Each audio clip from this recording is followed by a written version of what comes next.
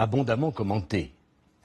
Je vous ai amené, et j'y ai le droit, un document judiciaire signé par les officiers de police judiciaire qui ont enquêté sur le document Mediapart dans le cadre de l'enquête pour faux que j'avais déposée contre Mediapart auprès du juge Cross. Je vous cite 2 phrases. Ce n'est pas de moi, c'est des officiers de police judiciaire. Il existe donc, disent les officiers de police judiciaire, après 2 ans d'enquête, une forte probabilité pour que le document produit par Mediapart soit un faux, le rendant déontologiquement impropre à sa diffusion. Monsieur Boulot, oui, c'est un document qui malheureusement n'a pas fait l'état de la moindre publicité dans les médias. Mais vous aviez poursuivi Mediapart pour dire que ce document était un faux et vous avez été débouté 2 fois, monsieur Sarkozy. Ce n'est pas vrai. Monsieur, la justice, les experts français Boulot, ont dit ce document n'est pas un faux évident. Non.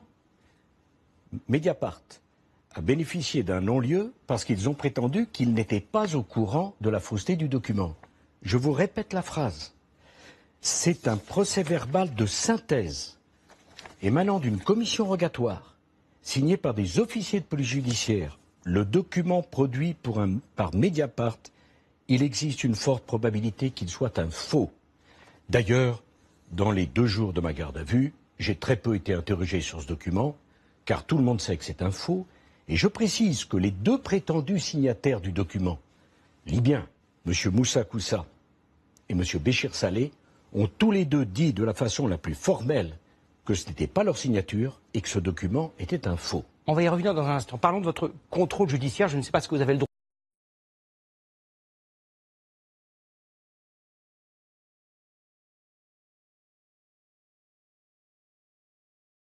C'est un faux?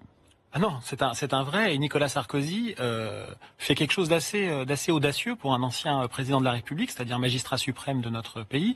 C'est qu'il s'assoit sur la décision d'une demi-douzaine de magistrats. La phrase qu'il excipe là du rapport, c'est une phrase, c'était pendant l'enquête, avant toutes les expertises et toutes les auditions qui ont été faites par les juges d'instruction. Cette phrase-là a été violemment battue en brèche et par les juges d'instruction, les 2 magistrats chargés du dossier, et par les magistrats de la Cour d'appel de Paris, qui ont confirmé le non-lieu en faveur de Mediapart. Tout est faux dans ce que dit Nicolas Sarkozy. Mais le document lui-même, il a été par les expertises. Le document lui-même, c'est un vrai ou un faux? Mais je vous l'ai déjà dit, c'est un vrai, et les expertises techniques l'ont démontré. Les expertises graphologiques l'ont démontré. Quand M. Sarkozy dit que le signataire du document, pour que les gens qui nous regardent comprennent, c'est l'ancien chef des services secrets extérieurs, l'espèce de DGSE libyenne, qui s'appelle Moussa Koussa, a dit qu'il avait démenti le document. C'est faux. Les magistrats sont allés l'entendre au Qatar, où il s'est réfugié après la guerre, qui était l'un des pays belligérants dans la guerre, le Qatar. Moussa Koussa a dit 2 choses. Il a dit l'origine et le contenu de documents sont vrais. L'origine et le contenu de documents sont vrais. Et il ajoute, mais c'est pas ma signature. Pourquoi? Je le cite, ne m'introduisez pas dans cette affaire, c'est trop dangereux. Et il signe son procès-verbal de 13 pages, avec exactement la même signature que dans le document. Les autorités françaises ont plusieurs fois sa signature dans d'autres documents administratifs de Moussa Koussa. Il y a eu 4 experts en écriture. Les conclusions sont formelles, c'est de la main de Moussa Koussa. Ce que dit Nicolas Sarkozy pourrait mériter une plainte en diffamation contre nous. Vous pensez à déposer plainte? Disons qu'il est déjà en très mauvaise posture dans une affaire d'État qui est inédite dans l'histoire de la République, où nous avons quand même 3 des meilleurs magistrats du pôle financier de Paris, qui ont estimé avoir suffisamment d'indices graves et concordants pour le mettre en examen pour corruption, pour recel de détournement de fonds publics libyens et financement illicite de campagne. Le problème, c'est pas Mediapart. Nicolas Sarkozy, on voit bien ce qu'il veut faire, c'est une stratégie médiatique, c'est pas une stratégie judiciaire là qu'il fait là. On n'est plus son problème. Le problème, c'est les juges d'instruction, c'est la justice, c'est pas Mediapart, c'est fini. C'est fini, il a perdu. Il veut refaire le match devant l'opinion publique, mais c'est fini. Pourquoi est-ce que, quand sur la table, lui qui enregistrait tout, les documents, les photos, les transferts, les sociétés, s'il y avait eu 1 centime de financement, comment se fait-il qu'il n'a rien fait? Mieux, son fils, le sinistre Saïf Kadhafi, déclare le 16 mars 2011, Sarkozy doit rendre l'argent qu'on lui a donné. Et il dit, nous avons les photos, les enregistrements, les virements, les comptes. C'était le 16 mars 2011, nous sommes en mars 2018, il n'y a pas un document, pas une photo, pas un compte, pas une preuve matérielle, il n'y a que la haine, la boue, la médiocrité, la malveillance et la calomnie. Pour être envoyé où sont les indices graves et concordants? Je vais vous expliquer. Il y a deux flux. Il y a deux flux principaux qui sont mis en avant. Il y a un flux politique d'argent, c'est le financement illicite de la campagne, et puis il y a un flux d'argent privé.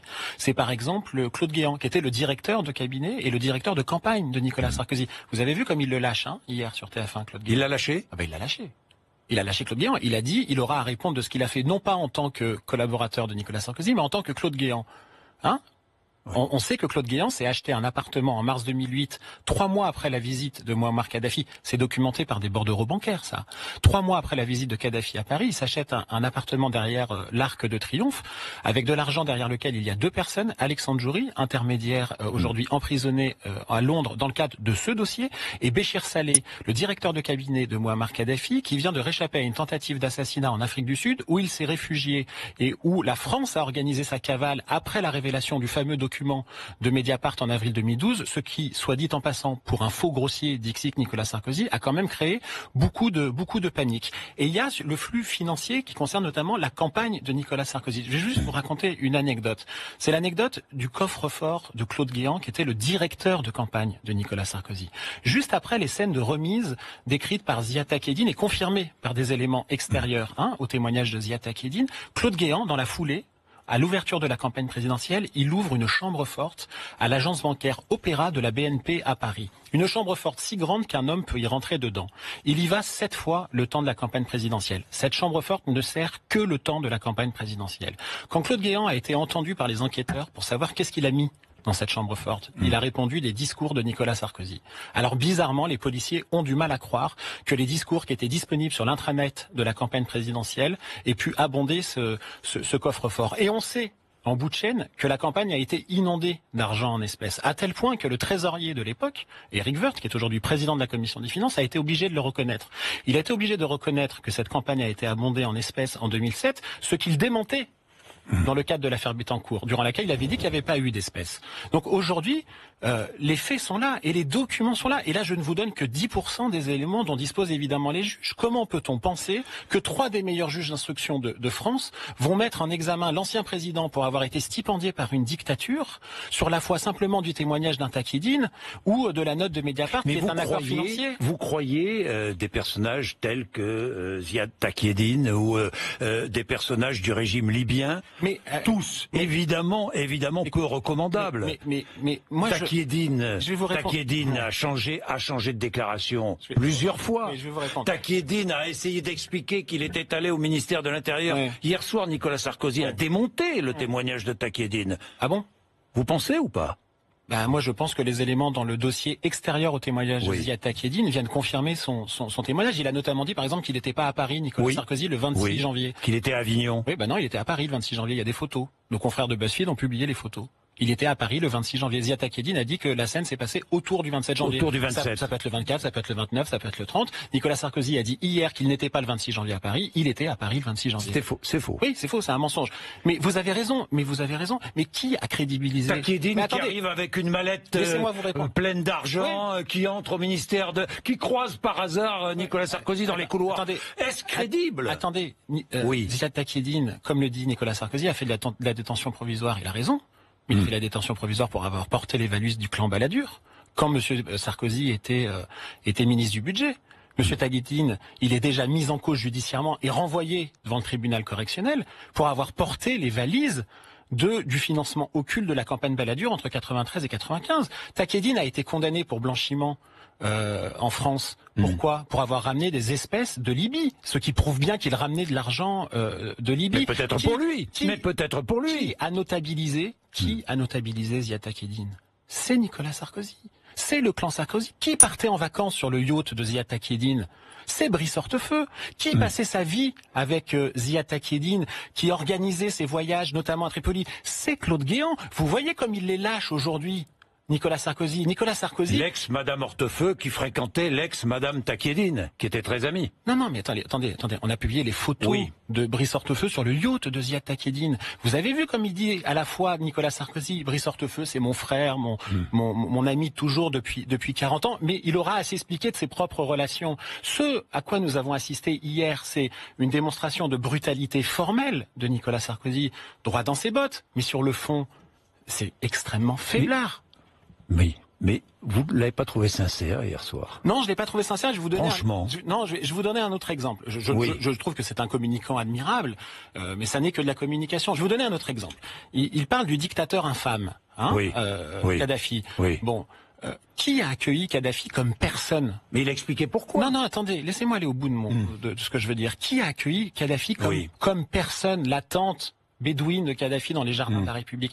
Qui a vendu du matériel d'espionnage à la Libye de Kadhafi, qui a permis aux tyrans de surveiller, d'arrêter, de torturer et de tuer ses opposants? C'est la France de Nicolas Sarkozy. Qui a vendu des armes à Kadhafi? C'est la France de Nicolas Sarkozy. Qui voulait vendre du nucléaire à l'ancien État paria, l'ancien État terroriste? C'est la France de Nicolas Sarkozy. Donc venir nous faire croire qu'on découvre en mars 2011 que Mouammar Kadhafi est un tyran, ça relève au-delà des faits financiers et judiciaires d'un cynisme d'État confondant. Donc voilà pourquoi je le trouve insincère dans sa riposte, sa contre-attaque, comme on dit médiatiquement. Ce qui m'importe, ce n'est pas le caractère formel et brutal et peut-être d'un point de vue optique sincère de sa réaction, mais ce sont le fond des faits, et les faits ne plaident pas pour la défense de Nicolas Sarkozy en l'état, de mon point de vue.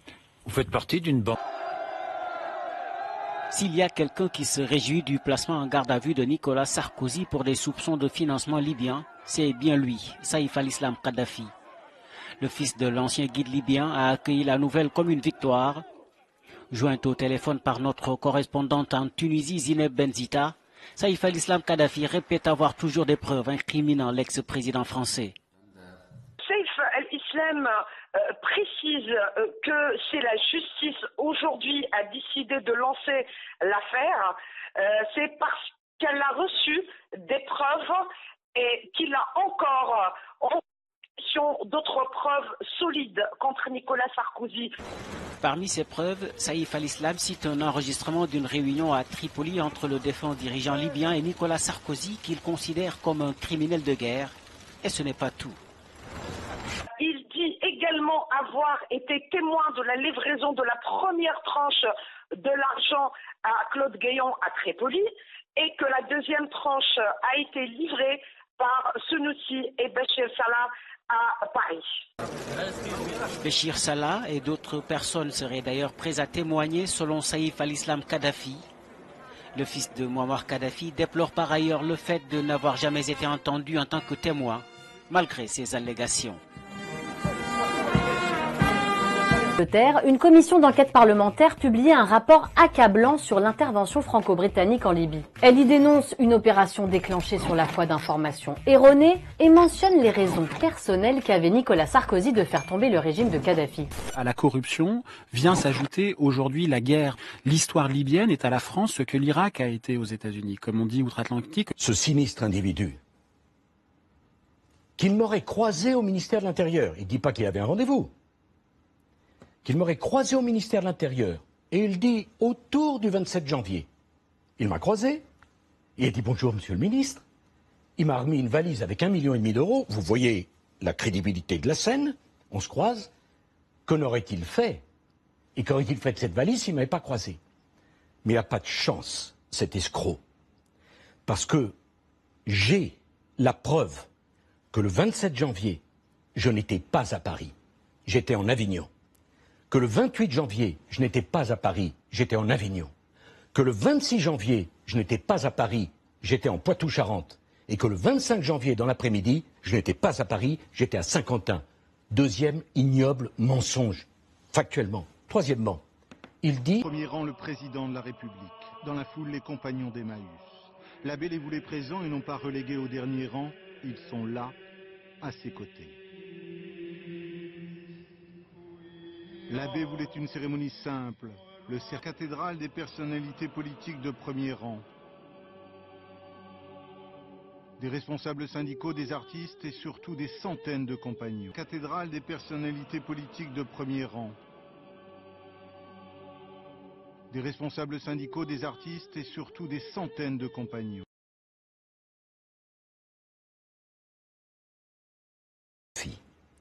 Qui est une bande d'assassins.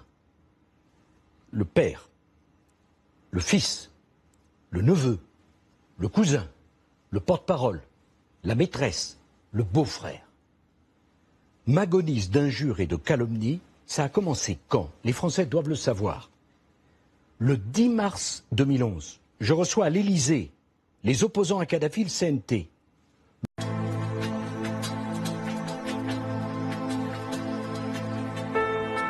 En 1951, la Libye était l'un des pays les plus pauvres au monde. Sous Kadhafi, et avant l'intervention de l'OTAN, le niveau de vie des Libyens était le plus élevé d'Afrique. En avance sur la Russie, le Brésil, et l'Arabie Saoudite. Le droit au logement pour chaque Libyen était une obligation du gouvernement. Les couples nouvellement mariés recevaient 50 000 $ d'aide pour acheter leur propre maison. L'électricité était gratuite pour tous. Le niveau d'éducation était très élevé. Le taux d'alphabétisation avait atteint les 85%. Les Libyens bénéficiaient d'un système de soins des plus avancés et surtout, gratuit pour tous. Les personnes ne trouvant pas les soins ou l'éducation qui leur convient en Libye, recevaient une aide du gouvernement pour se rendre à l'étranger. Tous les prêts étaient sans intérêt, à 0%. Le prix de l'essence était de 14 centimes. Chaque Libyen souhaitant devenir agriculteur, le gouvernement lui offrait une ferme, avec de l'équipement, du bétail et des semences. Le 1er juillet 2011 à Tripoli, 1 700 000 Libyens sont sortis pour manifester contre l'OTAN. 1 700 000 Libyens. Ce qui représentait 95% de la population de Tripoli, soit environ un tiers de la population de la Libye. La banque centrale libyenne appartenait à l'État.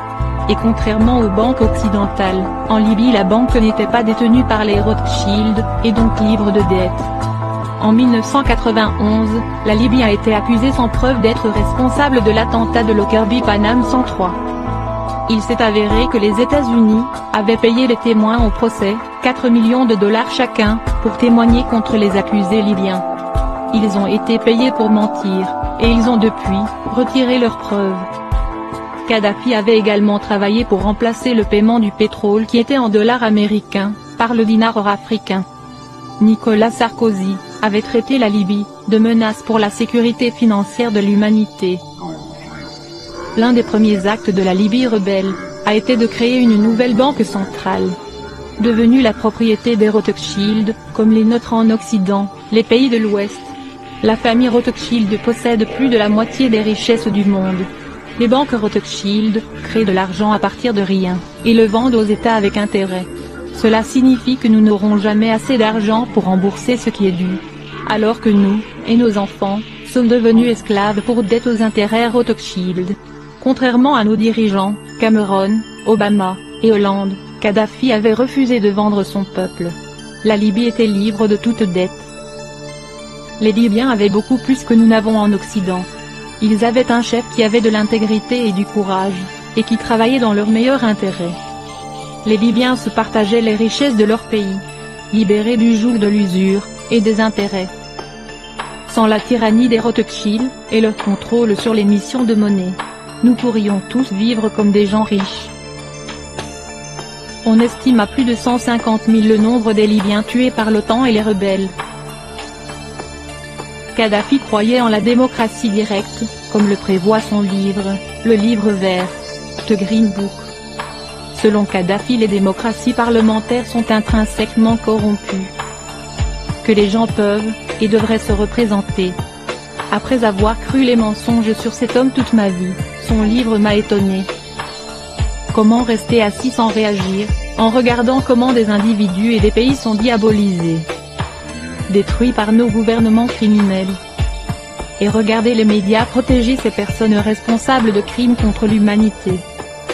Nous devons montrer notre solidarité avec les peuples de Syrie, de la Palestine et du monde entier. L'ex-ambassadeur russe en Libye, Vladimir Chamov, a déclaré: La population ne paie pas l'électricité. Les Libyens bénéficiaient d'un crédit de 20 ans sans intérêt pour construire leur maison. Un litre d'essence coûte environ 14 centimes. La nourriture est gratuite. Les taxes et les impôts lourds sont interdits. Pour chaque nouveau-né, on reçoit 7 000 $. Les nouveaux mariés reçoivent 64 000 $ pour acheter un appartement. L'éducation et la médecine sont gratuites. L'éducation et la formation médicale à l'étranger sont payées par le gouvernement. Il y a des supermarchés pour les familles nombreuses avec des prix symboliques pour l'alimentation de base. La vente des produits au-delà de leur date de consommation est punie de fortes amendes, parfois même de prison. Beaucoup de pharmacies offrent des fournitures gratuites. Diffuser de faux médicaments est un crime majeur. La population ne paie pas l'électricité. La vente et la consommation d'alcool sont interdites, la prohibition est une loi. Les prêts d'achat d'une voiture ou d'un appartement sont accordés sans intérêt. Les affaires immobilières sont interdites. Si quelqu'un veut acheter une voiture, jusqu'à 65% du prix est réglé par l'État. L'essence est moins chère que l'eau. Les bénéfices de la vente du pétrole sont consacrés au bien-être de la population, et à l'amélioration des conditions de vie. Beaucoup d'argent a été dépensé pour irriguer le pays avec l'eau des aquifères souterrains, et par son échelle, le système a été appelé la 8e merveille du monde. Il fournit 5 millions de mètres cubes par jour à travers le désert et a considérablement augmenté le territoire irrigué. 4000 km de pipelines sont profondément enterrés pour les protéger de la chaleur. Tout ce qui a été nécessaire au projet a été accompli par la seule Libye. Hélène Chelestuk a déclaré: la propagande occidentale a diabolisé Mouammar Kadhafi en le décrivant comme un tyran pathologique, et un ennemi implacable des aspirations démocratiques de son peuple. Ce n'est pas vrai, car il existe en Libye des mécanismes de contrôle populaire et de démocratie, il existe des conseils élus de citoyens et des communautés autonomes, comme appelées ici, des communes.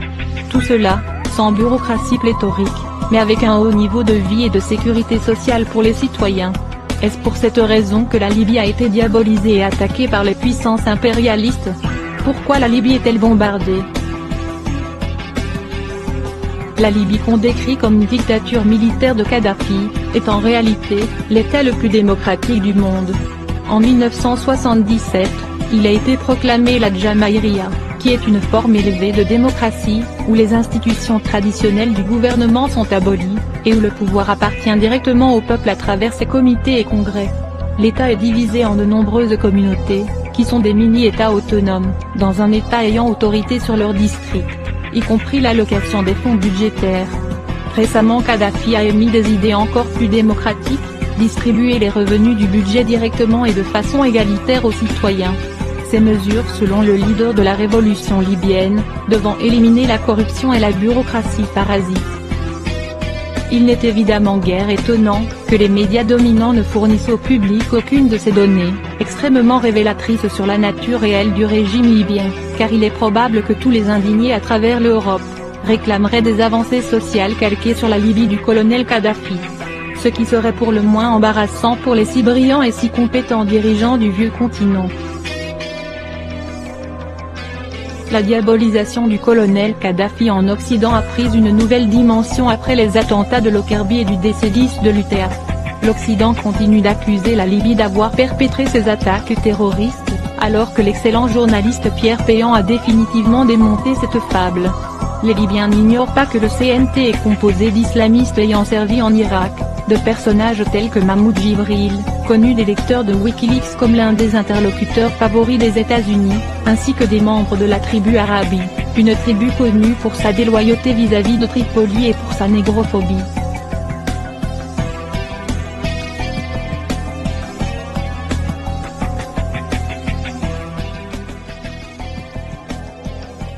La Libye. Regrettez-vous d'être intervenu, non pas pour sauver Benghazi d'un massacre annoncé, comme vous avez pu le faire avec le soutien, rappelons-le, avec un mandat de l'ONU, avec le soutien de l'OTAN, avec le soutien du monde entier en fait, y compris l'opposition en France, mais d'avoir outrepassé en quelque sorte ce mandat et d'être allé jusqu'à tuer ou de fait faire tuer, livrer le colonel Kadhafi à la rébellion des années après, vous perdez un État disloqué, des djihadistes qui trouvent des refuges et qui ont bénéficié des armes, et une vague migratoire. Vous m'accusez d'avoir fait tuer M. Kadhafi. Et pour une fois, j'ai vu la rue arabe, les jeunes arabes. Ils ne criaient pas mort aux Juifs, ils ne criaient pas mort aux Américains. Ils disaient merci la France, on veut la démocratie. Et quand il y avait les avions avec la cocarde tricolore dans le ciel de Benghazi, je me suis dit, depuis Laurence d'Arabie, on a évité un drame entre l'Orient et l'Occident. المسلمين أو التيار الإسلامي والإسلاميين، هل تعتقد أن القذافي بعد الفترة هذه كلها كان محق في إبقائهم في السجن؟ الحوار اللي حصل في مؤتمر الشعب العام عندما قال أن أمن الوطن فوق القانون، نحن استهجنا هذا الأمر، ولكن الآن فعلا أمن الوطن يجب أن يؤخذ في المرتبة الأولى. أمن الوطن يجب يؤخذ في المرتبة الأولى. وعندما قال أيضا أن تضمنهم يا أستاذ هذول عندما يطلعوا حيبدأ التفجيرات والاغتيالات. متى قال ذلك؟ في رد عليه في مؤتمر الشعب العام. موجود الكلام هذا اللي كان أخفوه. قال لي هل تضمنهم؟ هؤلاء إذا كان طلعوا تبدأ التفجيرات والاغتيالات. هو يعلم حقيقتهم، يعرف حقيقتهم، أما أنا لما كنت مخدوع فيهم. نحن خدعنا جميعا ولست أنا وحدي.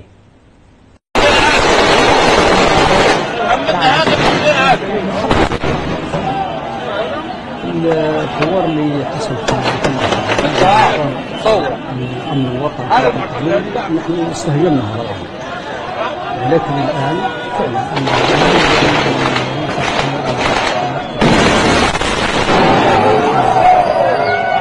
عندما قال أيضا تضمنهم الأستاذ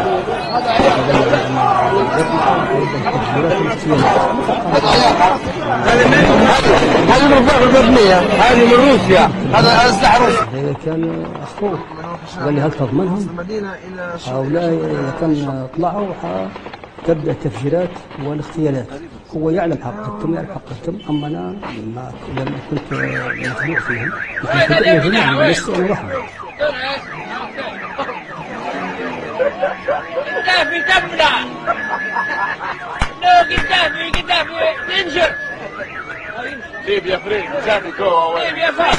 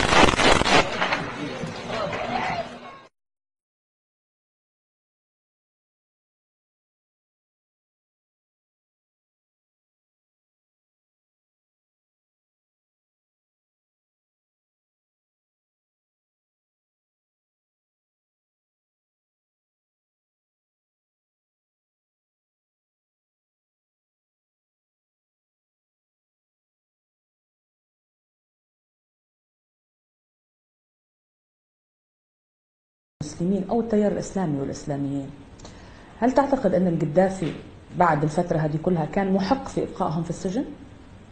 الحوار اللي حصل في مؤتمر الشعب العام عندما قال أن أمن الوطن فوق القانون، نحن استهجنا هذا الأمر، ولكن الآن فعلا أمن الوطن يجب أن يؤخذ في المرتبة الأولى. أمن الوطن يجب يؤخذ في المرتبة الأولى. وعندما قال أيضا أن تضمنهم يا أستاذ هذول عندما يطلعوا حيبدأ التفجيرات والاغتيالات. متى قال ذلك؟ في رد عليه في مؤتمر الشعب العام. موجود الكلام هذا اللي كان أخفوه. قال لي هل تضمنهم؟ هؤلاء إذا كان طلعوا تبدأ التفجيرات والاغتيالات. هو يعلم حقيقتهم، يعرف حقيقتهم، أما أنا لما كنت مخدوع فيهم. نحن خدعنا جميعا ولست أنا وحدي.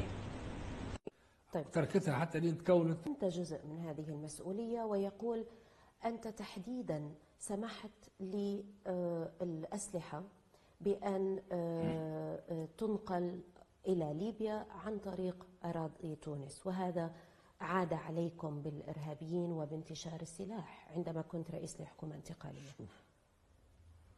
احنا ساندنا ثورة ليبيا. طيب.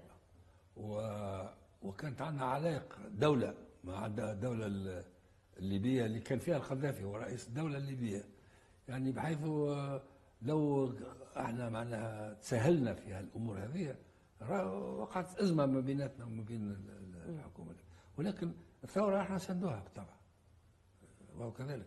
سندتوها بسلاح؟ بالسماح احنا ما عندناش سلاح باش نسندوه. بالسماح بنقل السلاح عبر اراضي تونسيه. يعني انا مرشح لنداء تونس ولكن لست الوحيد. ارحب بكم من جديد. من يرى ان هناك ظلم للثوره. صحيح. نعم. بترشحك للرئاسة. علاش؟ لأنك لم تكن من ساهم بهذه الثورة ولا صنعها ولا قادها، وهي ثورة شباب. صحيح، ولكني أنا صنت الثورة.